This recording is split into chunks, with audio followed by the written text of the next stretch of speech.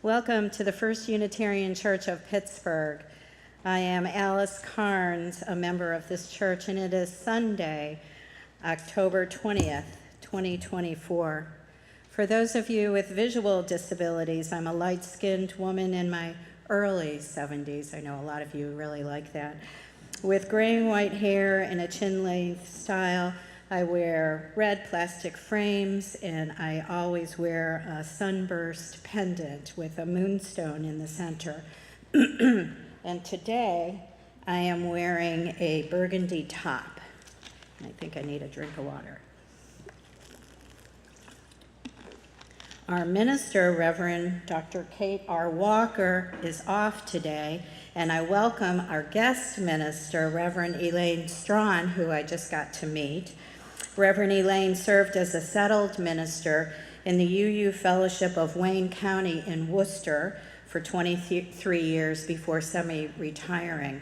But there's nothing semi-retired about Reverend Elaine. She now co-chairs the Regional Commissioned Lay Ministry Council and offers spiritual direction to a wide variety of people. Walking, gardening, and Tai Chi keep her grounded and inspired, and more information provided by our very own Stephanie Pulowski is in your order of service, because I know there's a lot more going on for you. On a personal note, I was really happy to see that Reverend Elaine is talking about Christina Baldwin and Anna, is it Lena, in your sermon as creators of circles of engagement. I actually met Christina Baldwin in a workshop in Charlotte in 2001, and now I've reunited with this wonderful book of Christina's. It's called The Seven Whispers, and I'll be sharing a reading from this book in a few moments. So thanks for that. We're so glad to have you here today. We're so glad that you've chosen to be with us this morning.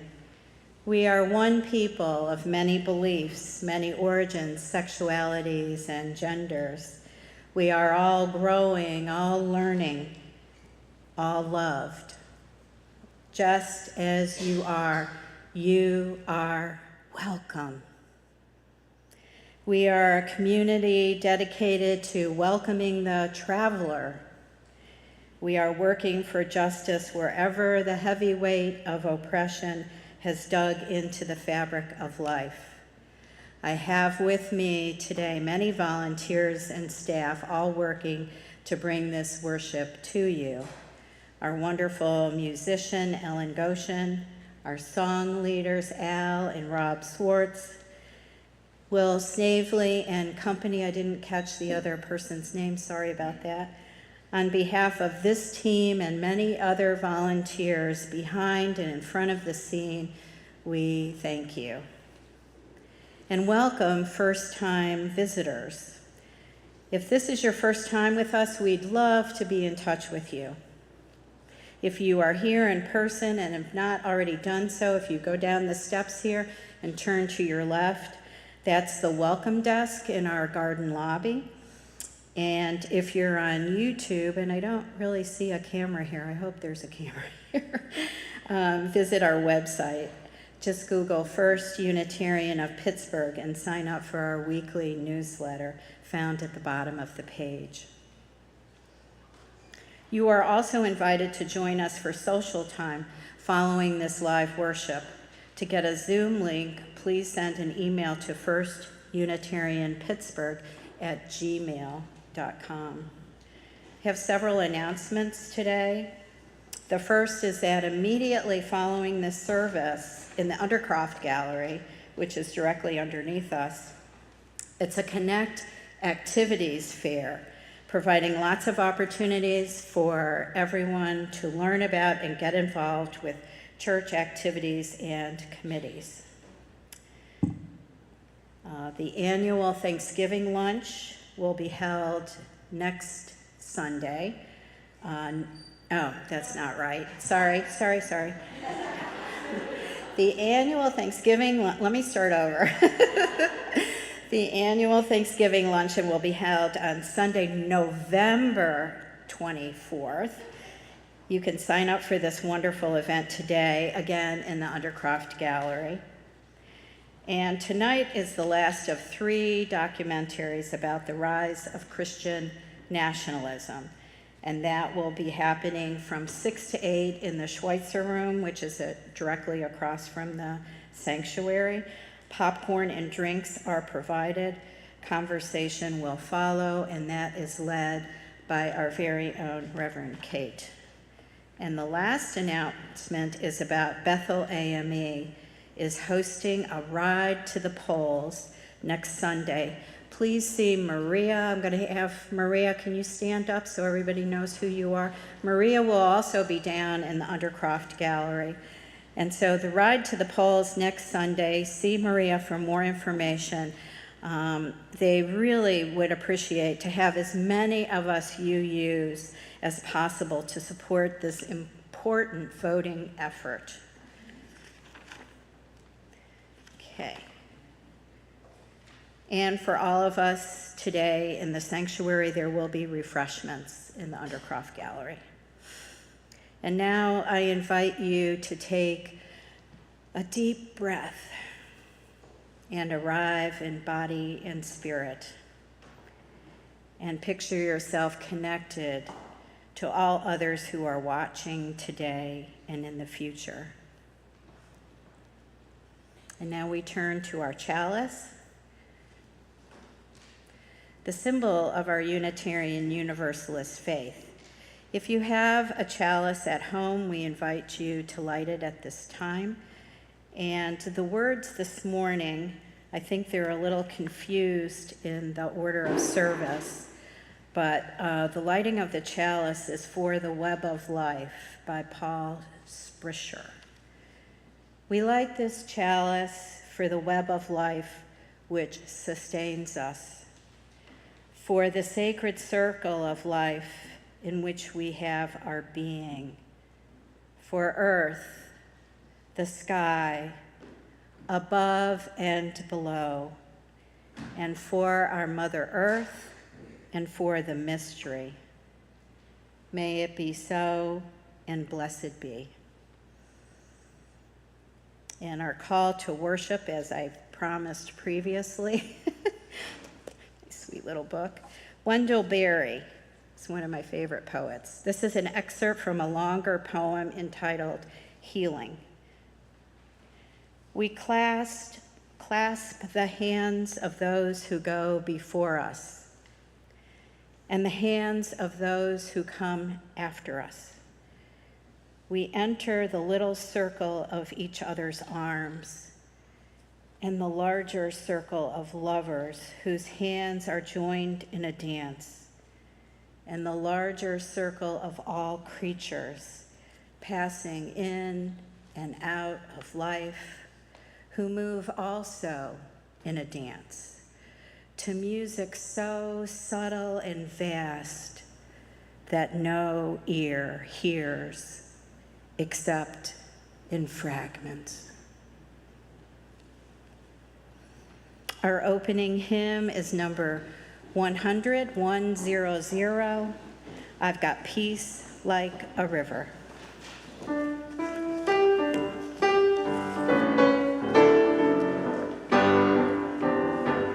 I've got peace like a river. I've got peace like a river. I've got peace like a river in my soul. I've got peace like a river. I've got peace like a river. I've got peace like a river in my soul. I've got joy like a fountain. I've got joy like a fountain. I've got joy like a fountain in my soul. I've got joy like a fountain. I've got joy like a fountain. I've got joy like a fountain in my soul. I've got love like an ocean. I've got love like an ocean. I've got love like an ocean in my soul. I've got love like an ocean. I've got love like an ocean. I've got love like an ocean in my soul. I've got pain like an arrow. I've got pain like an arrow. I've got pain like an arrow in my soul. I've got pain like an arrow. I've got pain like an arrow. I've got pain like an arrow in my soul. I've got tears like the raindrops. I've got tears like the raindrops. I've got tears like the raindrops in my soul. I've got tears like the raindrops. I've got tears like the raindrops. I've got tears like the raindrops in my soul. I've got strength like a mountain. I've got strength like a mountain. I've got strength like a mountain in my soul. I've got strength like a mountain. I've got strength like a mountain. I've got strength like a mountain in my soul.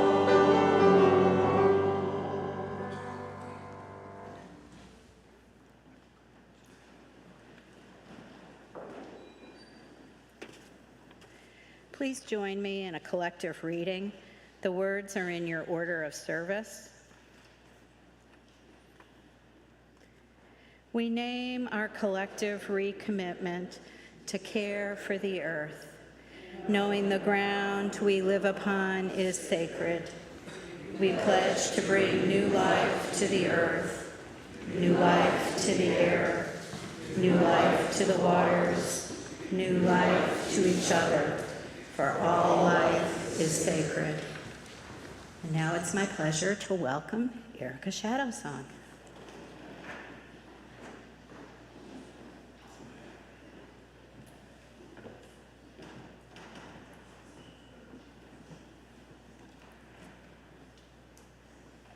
Good morning again, everyone.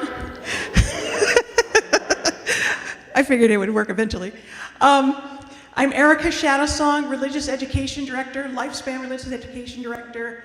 If you haven't met me yet, please come and say hi. I'd love to get to know you, and welcome. So I have, and I guess Phineas is getting ready to help me out. Come on up, Phineas, you can come and have a seat.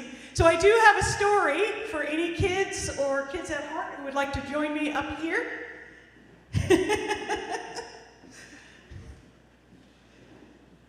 And you guys can have, what's that box? Do you remember what that box is? Anybody remember?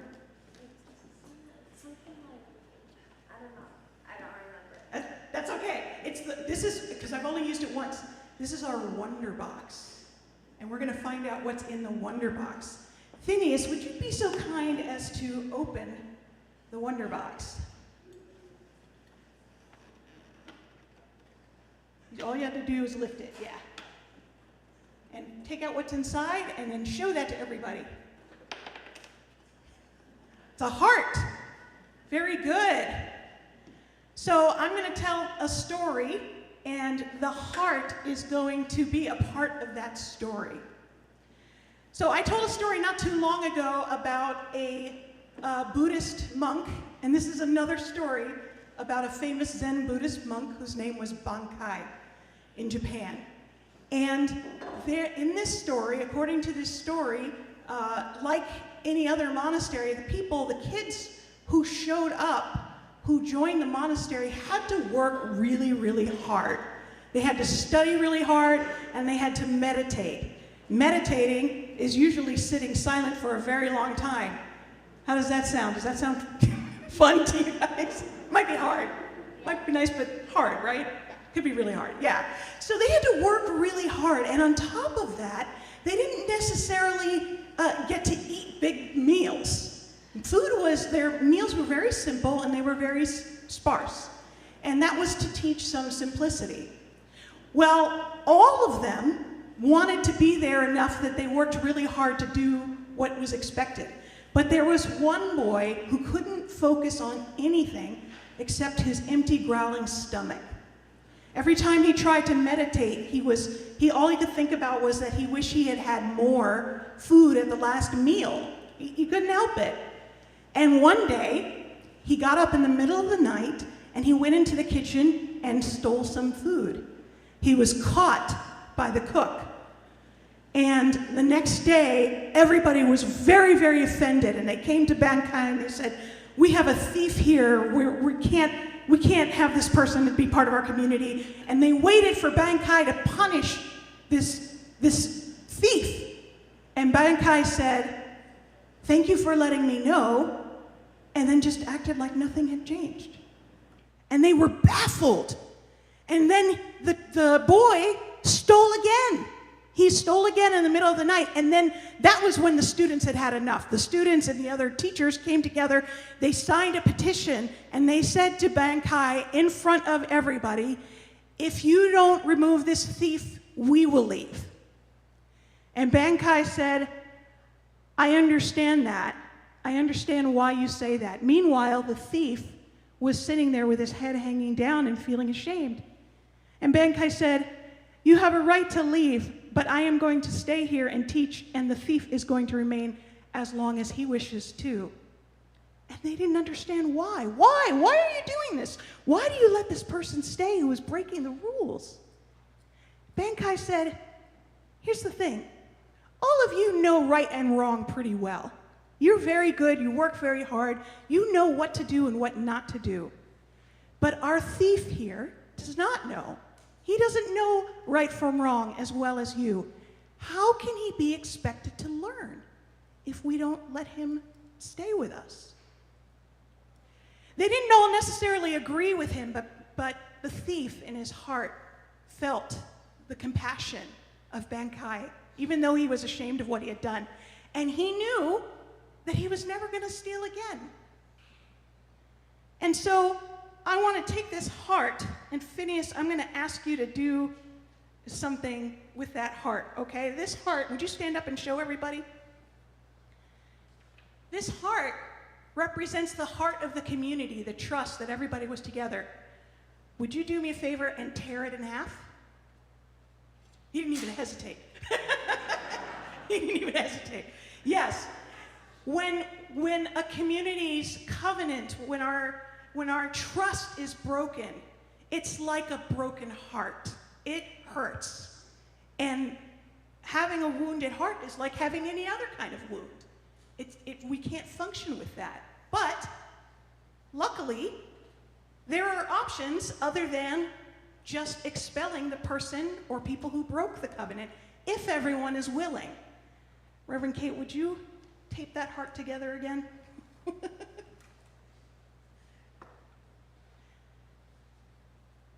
Bankai's way of repairing the heart of the community was to let the thief stay and learn to do better. Had the thief not been willing to do that, perhaps that wouldn't have worked. But the thief was willing.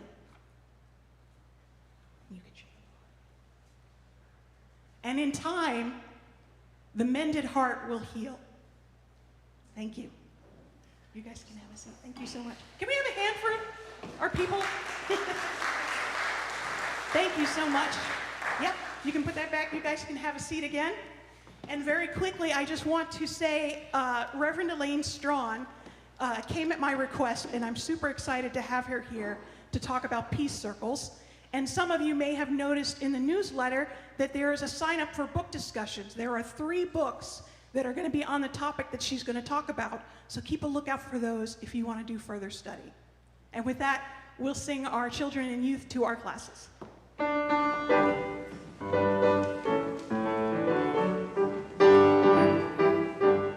This little light. This little light of mine, I'm gonna let it shine. This little light of mine, I'm gonna let it shine. This little light of mine, I'm gonna let it shine. Let it shine, let it shine, let it shine.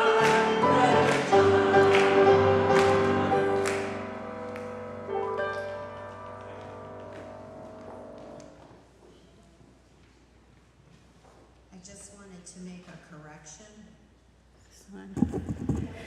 I might have said that Reverend Kate was off today, but obviously she's not. She's here in our sanctuary. It's my pleasure now to introduce my friend Laura Gallagher, who's going to talk to us. It's a stewardship message that she has for us. Welcome, Laura. Did you want to stand on that, or I can push it? Thank you. Thank you, Alice, and thank you, everybody, for hearing me. My name is Laura Gallagher, and for anyone attending with visual limitations, I'm what my doctor's office notes call a well-nourished female with light skin, curly graying hair, glasses, and a flowered top in autumn colors. I'm here to say a few words about what this church means to me and why I pledge. I completed another 365 days around the sun this past Friday, and as I age, I try to make some choices more wisely. The choice I want to share with you all is one that I made in the dark autumn of 2020 during the COVID-19 quarantine. A year before, I had met a former coworker for lunch near my South Hills home. I was newly retired. It was late winter 2019. And after we had caught up on our lives, I took the conversation on a tangent. Knowing that she was an enthusiastic UU, I asked her about her church. What did she believe? Was it a denomination she had chosen? And if so, why? One thing to know about me is that I am 3 times baptized. Infant baptism in the Episcopal Church, born again in my early 20s in a non-denominational evangelical Christian group, and in my late 30s, a short while after marrying my cradle Catholic husband, I entered into full communion with the Roman Catholic Church. Each experience has borne fruit for me spiritually and deepened my knowledge of myself. The greatest teacher of all has been pain. At the time of my meetup with Unitarian Universalism, I had been unchurched for 13 years. I lost my husband of 17 and a half years to cancer. My children left for college. My mother passed away with dementia. And 3 pets died within 4 months. Have I mentioned I'm not fond of change? My lunch conversation with my former coworker planted a seed, and during the stressful days of the COVID shutdown, I searched YouTube for UU services. I initially selected Beacon UU Church in Summit, New Jersey, which was a tremendous experience, but I soon realized that if life was ever to return to normal, I would need a physical church to attend. By great grace, I found the YouTube broadcast of First Unitarian of Pittsburgh, led by interim minister Connie Grant. When the church reopened after COVID, I attended my first in-person service. I was nearly crying with joy and shock at being with others alive in person and celebrating a kind of rebirth. It was hard to unfurl into life again, but people welcomed me, were curious to get to know me, and offered ways and means to deepen my understanding of Unitarian Universalism. I made my Breeze password UU for useful because I realized quickly that the engine had just turned over as I continued my journey into getting to know the church and the denomination. I'd like to give a shout out to an awful lot of people, but I will mention one in particular, Chris Michaels, who at my first Women's Alliance meeting in the garden sat and talked with me with such warmth and clarity that I felt truly seen and truly heard. This was the spirit that drew me closer. Once I moved past the absence of doctrines or creeds, attended an Are You a UU session, and witnessed and been part of a church that truly lives its principles, I settled into the realization that I've joined my forever church. If you feel as I do about the value that this church holds for you, please give as generously as your means allow from your resources of talent, time, and treasure. A final note, I am not a typical Pittsburgher, as I'm not afraid to go through a tunnel or cross the bridge to get to church. I think people have wondered. And since I've become a Unitarian, an 8th principle has been joined to the first 7, and now I see clearly that change, no matter how daunting, is to be embraced. Thank you.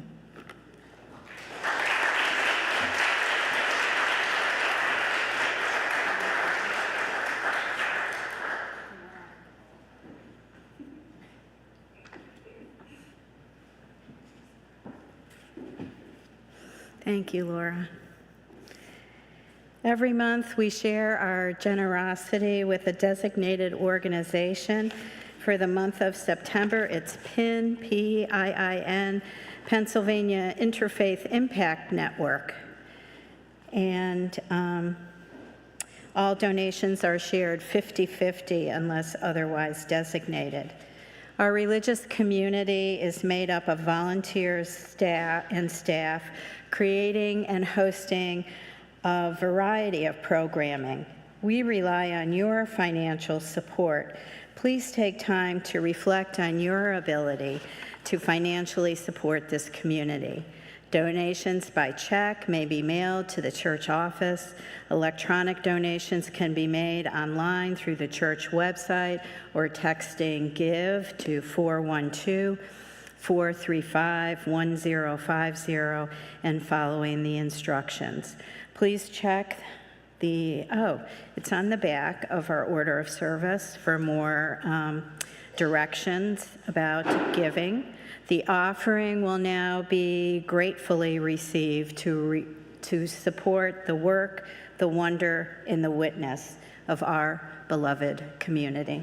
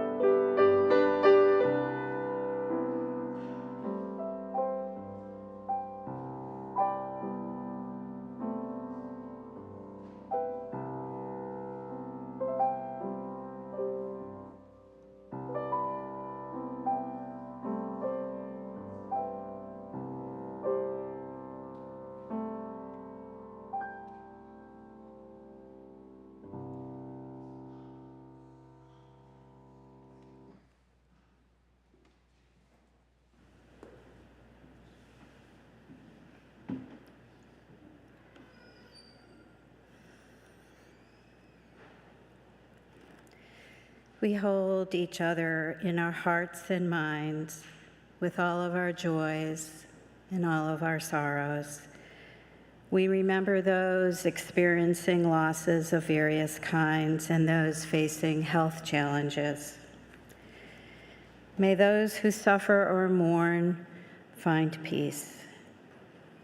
May those who hunger or thirst be quenched with nourishment and sated with the elixir of life. May those who have experienced violence find care and comfort in the healing that comes in time. May all of us find the loving kindness that is ours to share. May we open our hearts and minds to encircle with love and care all in our community and beyond. So may it be. Amen, namaste, and blessed be. Banach, probably mispronouncing that, it's Gaelic. It means blessing. This is a reading by John O'Donohue, one of my favorite philosopher poets. He writes, "For Josie, my mother, on the day when the weight deadens on your shoulders and you stumble, may the clay dance to balance you.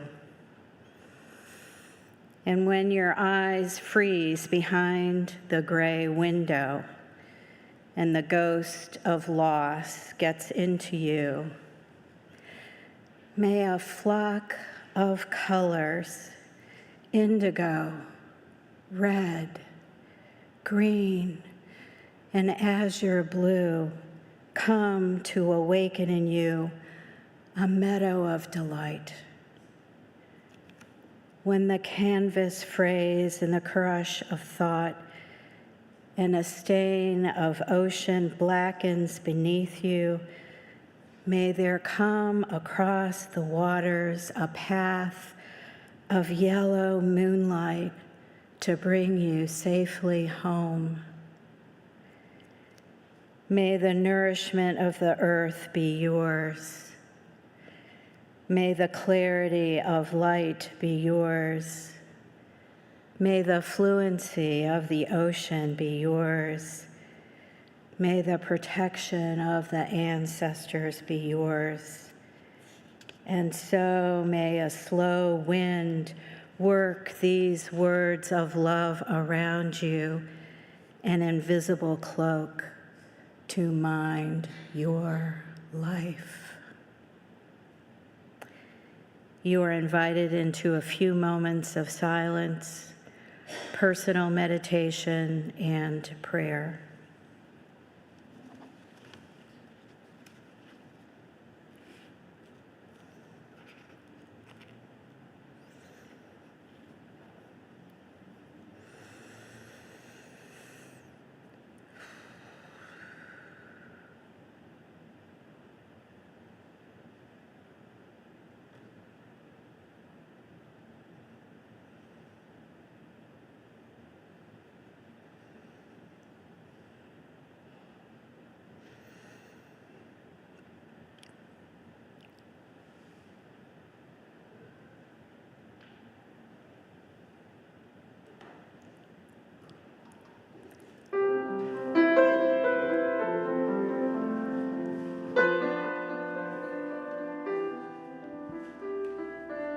join in singing hymn number 123.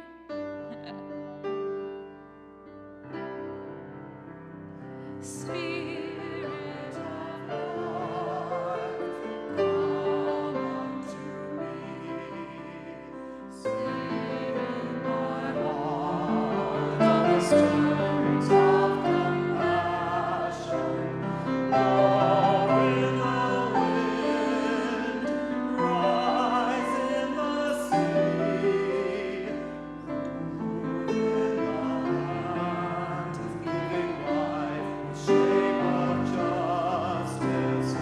Roots hold me close, wings set me free. Spirit of life, come to me, come to me.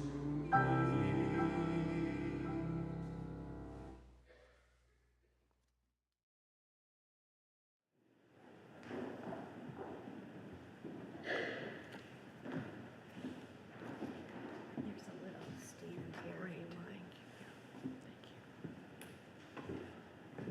This congregation is so welcoming, it even has a step for those of us who are a little challenged on a longitudinal way. It's so lovely to be here. I'm Elaine Strawn, and I'm also represent, for the time being, the regional staff for this area. So I will be here afterwards also if there are questions that you have, comments that you have. I'm just so glad to be here. It's also good to see some faces from Summer Institute. That Brigadoon experience almost makes me think that we only lived during that 1 week of July. But it's good to see you in your home areas. So I'm here, as Erica said, at her invitation because Erica has a dream. And that dream is that at a time when there's no crisis, so we're not talking about peace because there's a crisis or there's a conflict, there's none of that going on. This is completely preparatory. Erica's dream is that if we establish a deep well of peace through peace circles in this congregation, that we'll be able to weather whatever storm comes along.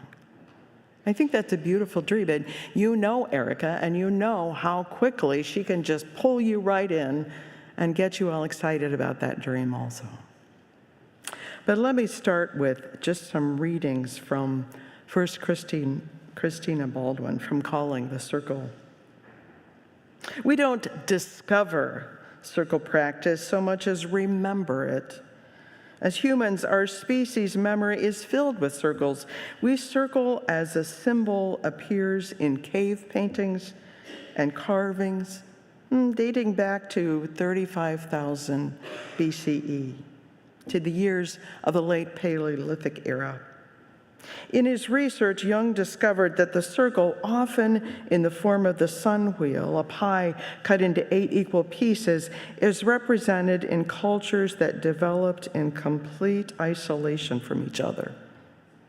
The circle shows up around the world in the medicine wheel, in the wheel of the year, in the Dharma wheel, in the Kabbalah wheel, tree of life, in the mandala and the zodiac, in a Celtic cross, and in so many other variations.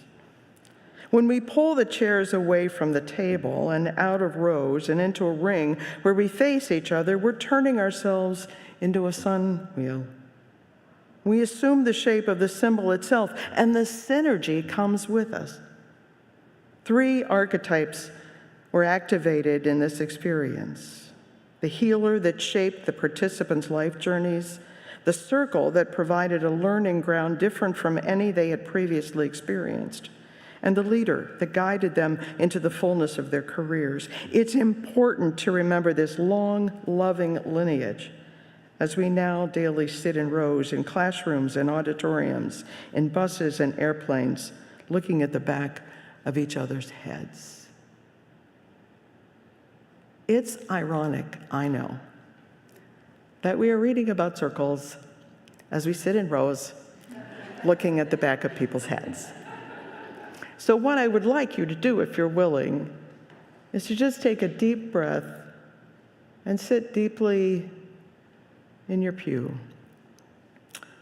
and ground yourself and just be so present there in this place, in this holy place, where others are breathing and thinking and loving and worrying and grieving. And then when you're courageous enough, just turn around and take a look around at all the other beautiful faces that are gathered in this place, not in this circle, but this incredible wealth of humanity that gathers as this beloved congregation this morning and at other times. Isn't that beautiful? I didn't want to be the only person who got to see it. Thank you for doing that. The triangle also, let me just put in a caveat, the triangle is also an ages-long symbol. So the shorthand is that when we have time and we're building a framework and a foundation, we sit in a circle where we see one another's faces, where we listen to one another carefully, where we get to know each other deeply and support one another in that way. And when there's a fire drill, we immediately go into a triangle because we need a boss. We need somebody who directs us through emergencies, but the bulk of our lives are spent in circles. One more quote, this one from Parker Palmer, because we can't talk about peace circles without bringing a Quaker in. To be in the world nonviolently means learning to hold the tension of opposites, trusting that the tension itself will pull our hearts and our minds open to a third way of thinking and acting. Of course, finding a third way beyond our current dilemma may be possible in theory, but it often seems unlikely in life. In a contentious business meeting, a better solution may well exist. But the pressures of ego and time and the bottom line make it unlikely that we find it. In a world at war, peace may be our dream, but the grim realities of greed and fear and hatred and doomsday weaponry quickly turn that dream into a delusion. The insight of the heart of nonviolence is that we live in a tragic gap. A gap between the way things are and the way we know they might be. It is a gap that never has been and never will be quite closed. If we want to live nonviolent lives, we must learn to stand in that tragic gap, faithfully holding the tension between reality and possibility. Everything in the universe is connected. We are connected in ways we don't even understand, and circles are the process of storytelling that invite us into one another's lives and into one another's ideas. I will put it to you that every one of us has some piece of information, some piece of insight that we could share with another person and just make their world pop. I don't know that because it's scientific. I know it because I'm a spiritual director. And I know when I listen, and when I listen with my heart as well as my ears, that things happen, that the synergy between the person who is sharing their lives and the spark that I pick up in them, and we share that energy, it's amazing what we carry inside of us that we don't even know. Our cognitive brains are so busy telling us to meet the deadlines and get to work on time, or to solve the dilemmas, or to worry about the election. that sometimes we don't sink down deeply enough to be able to see the real wisdom that already lies in there. I was holding my little 3.5-month-old grandson last night, just looking at that beautiful face and thinking, what does he already know? What's already in there? Because he's taken in a lot, and he came with a lot. Peace circles are the place that we begin to discover who's in the room. There is a lot to worry about right now. You aren't surprised by me saying that, are you? There are wars going on that seem to have no solution. And along with you, I know how hard it is to figure out what to do and how to respond. People are dying, and lives are being torn apart. Elections are tearing people and families apart and making us doubt one another. And it's not our cognitive brains that are going to think us through this. As we sit in a circle, as we listen to one another, as we come with our own stories and our own fears and our own doubts, it's amazing what we can discover. I want to go back to the Quakers for a minute. Quakers, as you know, don't have ministers. I don't recommend that. Quakers have elders who have gifts and who have that sense of peace and listening and abundance about them. And their elders sit in those circles of quiet and of spoken word when that comes about. And they listen. And in the group process, they listen, but they listen not just to words, they listen to the words that aren't being said. And they watch for the people who aren't saying anything. And they invite that circle back. They invite everyone's truth into the room. And they also invite the fact that they may have missed something and another elder might take over. And that's how the process works. They have a shared responsibility as they attend to the Spirit. I'm a little divided about sharing this particular story, but I'm going to do it anyway, and then I'm going to drive back to Ohio. Robbie Demlin is an Israeli whose son was killed by a sniper. Mohammed Abu Shatar is a Palestinian. His brother was killed by an Israeli soldier. We sit in these dilemmas every day. And we sit in them with our compassion. We sit in them with our fear. We sit in them probably knowing that all of this could also happen to us at some point.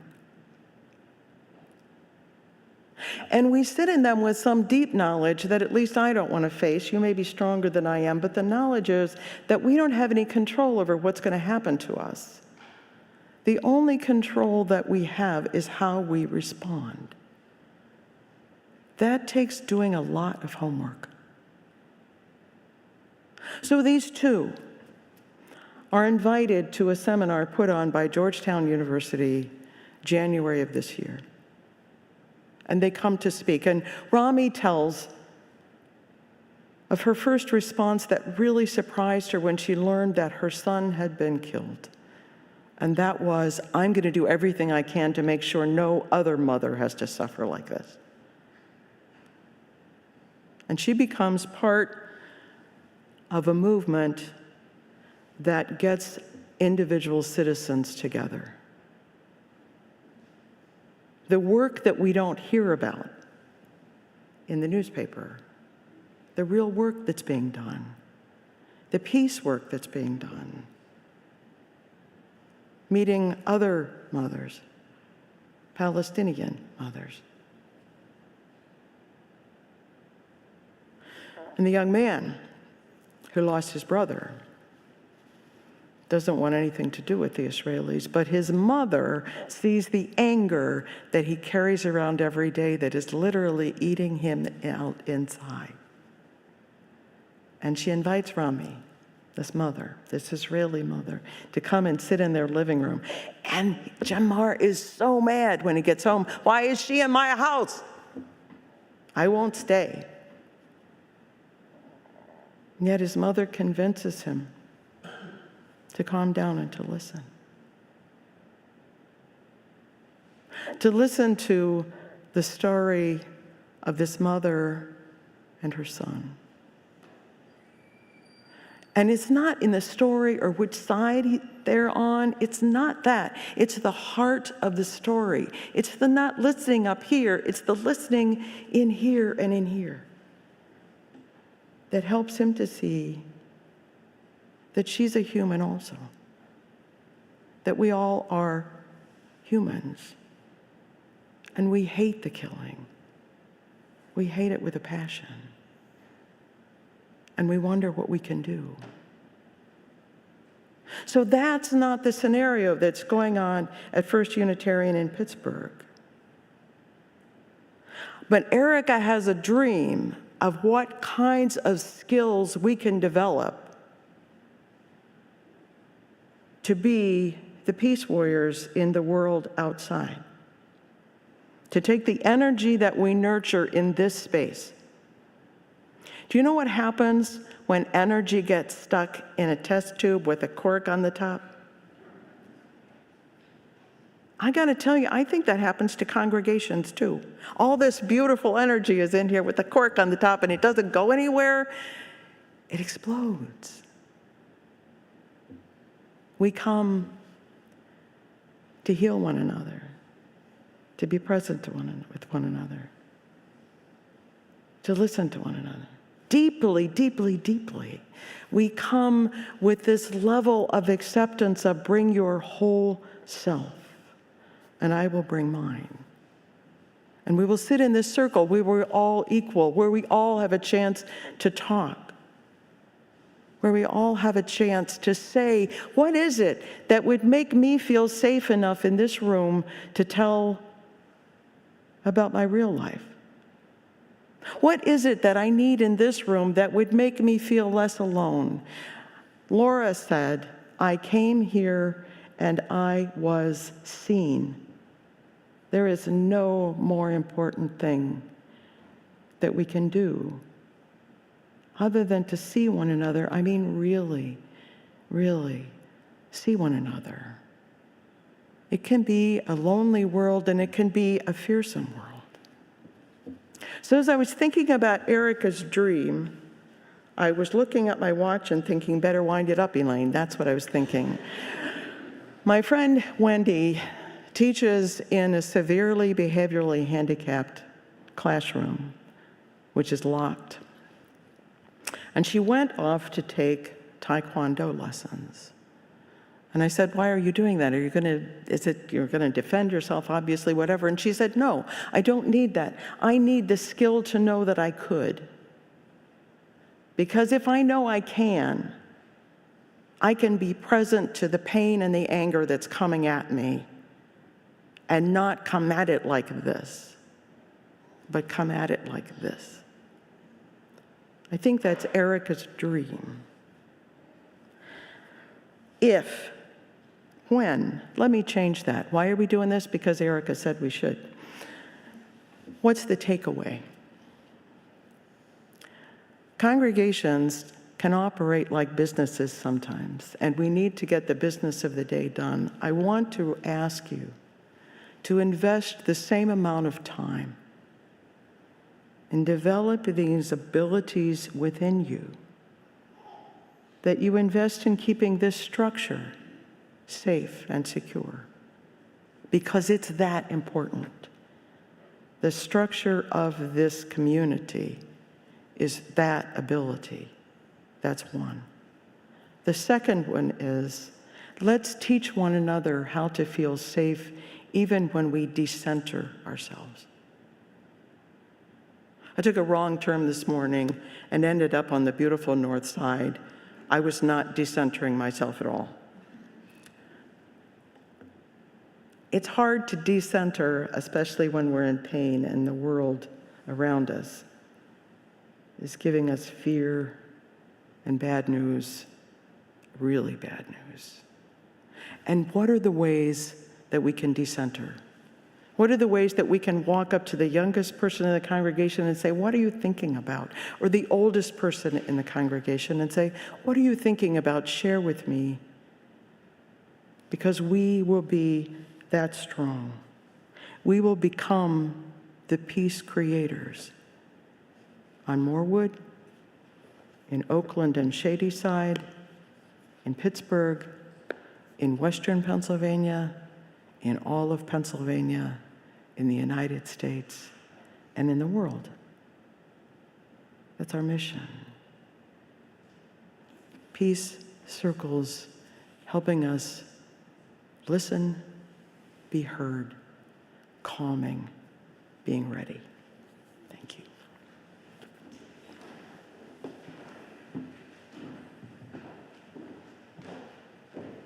We're going to sing Draw the Circle Wide, and the words are in your order of service. This is new to many of us, so please listen while Rob and Al sing through the first time, and then we'll sing it a few times together.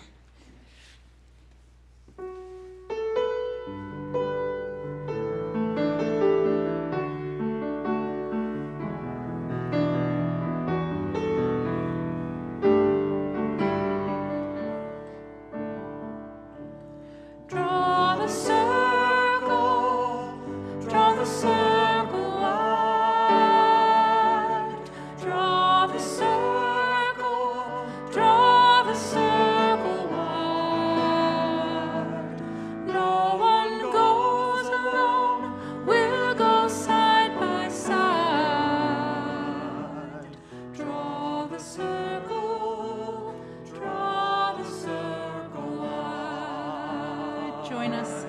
Draw the circle, draw the circle wide. Draw the circle, draw the circle wide. No one goes alone, we'll go side by side. Draw the circle, draw the circle.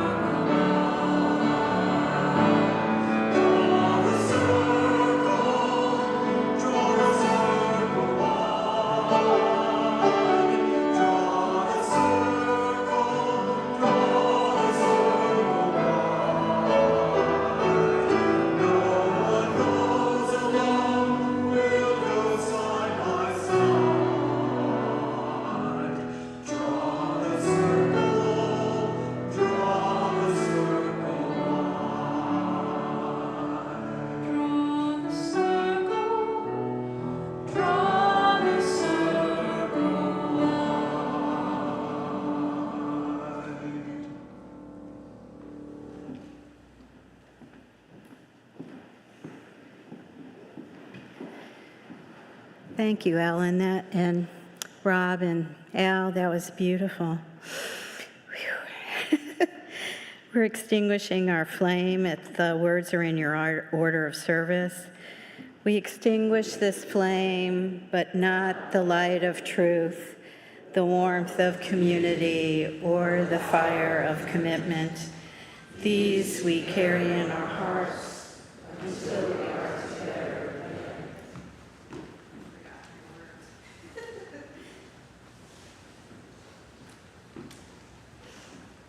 Got a little emotional with that last one. Our benediction today is by Tara Humphreys. Holy love that swirls within us and around us, that holds us together in each and every moment. We thank you for the moments of pure joy, for the sweet nectar of life beyond the comfort zone. May we lean on you with trust and adoration when we lean into life. And may our hearts fill with the gifts that brave and vulnerable action bring forth. Blessed be.